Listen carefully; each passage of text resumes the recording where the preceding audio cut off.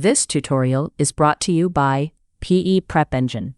Free study guides and practice questions at peprepengine.com. PE, Mechanical Machine Design and Materials, Week 3. An 11-video course on mechanical attachments, how parts connect, welds, bolts, rivets, and adhesives. With each formula indexed to the exact handbook section and page you'll look up on exam day. Weeks 1 and 2 covered how a single part carries load. Week 3 covers how parts connect, welds, bolts, rivets, and adhesives. These Area 3 attachment questions are 9 to 14 of the 80, sizing a weld, checking a bolted joint, torquing a fastener. This course makes them fast. Every video follows the same 4 beats: concept, setup, solve, traps.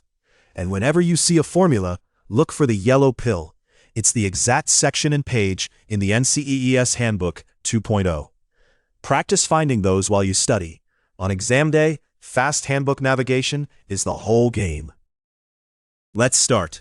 Topic 1 is fillet and butt welds, how a weld carries load through its throat and how to size it. Tap the next video to begin.